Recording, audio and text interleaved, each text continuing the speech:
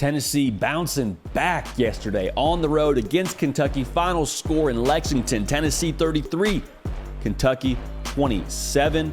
Talked about it all week. How's Tennessee going to respond? Hey, they had Bama on the ropes when they lost that one. Is this team confidence bruised? I mean, where are they at psychologically? Because you got to go on the road now and play a physical Kentucky team. How are they going to respond? Well, they responded all right. They bounced back in a huge way. We'll talk about it right now. Tennessee fans, make sure you're dialed in right here. We talk college football. We talk only college football. We talk a lot about your Vols. And there's nothing extra baked in with this. There's no hot takes. There's no trying to make headlines just by saying something out there that's ridiculous that we don't believe in. We don't come on here and lie, to be real with y'all, all right? So make sure you're dialed in here. Make sure you're subscribed so you don't miss a minute of what we got going on right here. Also, follow me on Twitter. Follow me on Instagram at JD Piquel to stay with everything that we got going on right here on this show, The Hard Count, on this wonderful platform that is the On3 YouTube channel. This was a tricky spot for Tennessee.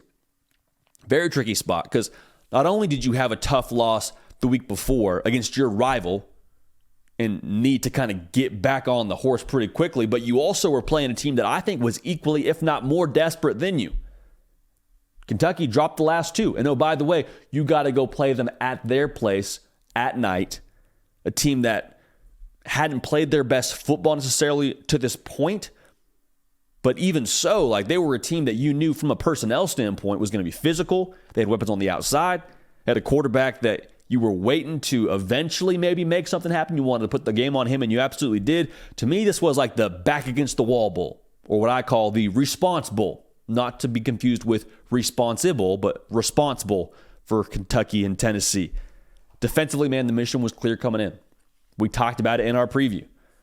You wanted to put the game on Devin Leary if you were Tennessee. And they did exactly that. Held him to 72 yards on 24 carries. You say, if we're going to lose this game, Devin Leary, you better go out there and spin it. Now, here's the reality. Devin Leary rose to the occasion because Tennessee did not change what they do schematically or from a strategy standpoint. They stayed aggressive. And so if you're going to stay aggressive, getting after your opponent, there's the potential then for you to trust your matchups. And Tennessee, as much as they have improved this year, in my opinion, on the back end of this defense, they still kind of took their lumps with some of these matchups. Dane Key had a really good football game. So I think overall, like you executed the game plan. You dared Devin Leary to make it interesting, and Devin Leary went for 372. I have no issue with that. Live by the sword, die by the sword. You stay aggressive, and that's how it went. Some really good playmakers for Kentucky. You're better for it. Weapons won their fair share for Kentucky. Now, offensively, again, that was good enough to win, so we're not throwing shade at that. I'm just telling you, if you're frustrated with that point total from Kentucky, that's what you point to. You made Kentucky play a certain style, and they did that to a degree. Now, offensively, with Joe Milton, is he the electrifying highlight reel that I think a lot of us maybe expected to see during the season? Not to this point. Doesn't mean he still can't be, but not to this point. I think to some degree, the social media clips that circulated about Joe Milton with him throwing backflips and throwing the football like into another stratosphere, like that kind of created an unrealistic picture, I think, for us of what Joe Milton was going to be. But last night, I thought he played within himself. I thought he played within the system. And I thought he had one of his most together games. 18 for 21, 228, one touchdown, no picks. Was there the crazy highlight play where he fits it in a deep window 50 yards downfield on a line and it's just like, wow? No. But he did enough within that system. He took what they gave him to be successful. Did a lot with his legs, I thought. That was really situationally effective. He stuck to the script. Be a distributor, keep us on schedule, take what they give you, don't turn the ball over. 0 interceptions. I thought he looked really comfortable last night, did Joe Milton. And also, take a little peek at what he did during the game from a gameplay standpoint. The box score won't show this, but a couple plays where you're like, all right, Joe Milton, a little bit of playmaking ability. Where he's rolling left, throws back right, hits Dante Thornton for a little, catch and run up the sideline. Like, I think he has a little bit of that it factor, a little bit of that juice. Maybe not to the degree we thought we were going to see from a highlight reel perspective, but I thought, again, played within himself. Joe Milton played really unselfish. It's hard, I would imagine. I don't know this to be true, but you would have to imagine when you can throw the football 90 yards downfield to not want to do that pretty consistently, it's hard probably to check it down when you can throw the ball Uncle Rico style over that there mountains. And he did that consistently last night to the benefit of his football team. Tennessee running the football. They're another beast, man. They're another beast because every single week it feels like we talk about Tennessee and their matchup and who they're going to play, and we kind of account for the fact that, hey, they may not have what they need in the run game. They may have to be a little bit more multiple. It might have to be more on Joe Milton. I think you got to credit this offensive line. Got to credit this backfield. Jalen Wright, I think, is very quietly one of the best backs in the country nobody is talking about from a national perspective. And Josh Heupel, every single week, dials it up, puts defenses in conflict with what they do schematically and formationally, and they execute to a T. No pun intended. It's one thing to run the football. It's another thing to run the football when everybody knows it's coming. 253 yards, 5.4 yards a carry as a team last night. Space is the key word here. Say, JD, you tell me A&M is going to be a great rush defense. We run the ball all over them. You tell me Kentucky's a pretty good rush defense. Run the ball all over them. Why is this happening? Yet again, Josh Heupel stretches the defense really wide, and the safeties cannot do their job effectively in run support. Now, the safeties only matter in run support if you get it done up front on the offensive line. And Tennessee did that yet again yesterday to the tune of, again, over 200 yards rushing. I think this team takes pride in being the bully, as we've said before, and they went into the bully's house, one of the bullies in the SEC, in what Mark Stoops and Kentucky want to be, and pushed him around and took it to him. That takes an edge to run the football that way.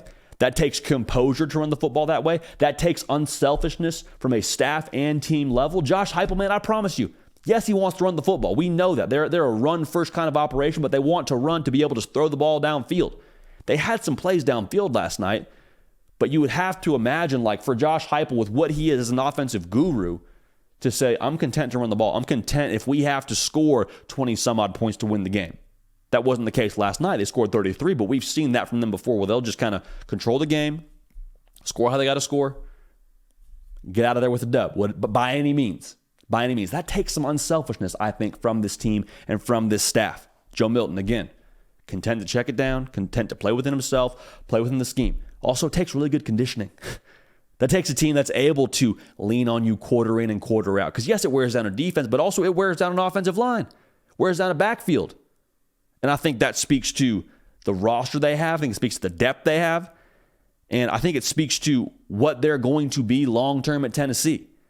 Because this season still has a lot of meat on the bone, in my opinion. Like, I think when you look at 2023, there's a lot left there that can still define this season. The game at Missouri, probably going to be, Missouri at least will be probably a top 15 team you would imagine when they play them. Georgia, I mean, if you beat Georgia in Neyland, promise you will have to go and find new goalposts because they'll be in the river too, like that game against Alabama a season ago. I think this is a foundational season for Josh Heupel because they're not doing it with a lot of guys that are going to be, I don't want to say they're not going to be NFL draft picks because that feels like that's irresponsible to say. They're doing it with a lot of guys that don't have the same buzz as last year. Jalen Hyatt, Biletnikoff conversation, Hendon Hooker, Heisman conversation for a while there, like Cedric Tillman. Even though he was dinged up last year, you knew he was probably going to be a guy that had an NFL future. It's not the same cast and crew. But how they do it, unselfish, team-oriented, run the football, aggressive on defense, tough up front on both sides of the line of scrimmage, I think this is foundational to what Tennessee is going to be going forward. I think you look back on this team and say that was a team that kind of set the tempo, set the foundation to what a Josh Heupel football team is. By any means, pride, culture, aggression, doing more with less to a degree, not in a disrespectful sense, in a healthy sense, team over me, and that's how they got more than the sum of the parts based on what we've seen so far from Tennessee. So, big time win. Like I said, a lot of meat on the bone. Tennessee, man, if they go 10-2 and beat Georgia, album cover kind of year for Josh Heupel. And you would imagine only more juice now when it comes to the recruiting trail for the Vols. So we'll obviously keep talking about it as we do every single thing within the college football landscape on this show. Make sure you subscribe so you don't miss it. Follow me on Twitter and on Instagram at JD Piquel. Hey, we love y'all. We appreciate y'all. We're going to keep this party rolling. We will see y'all next time. Hey, y'all. Thanks so much for watching. Subscribe to the channel here to make sure you don't miss an episode of The Hard Count. Also, be sure to check out other videos on the On3 YouTube channel.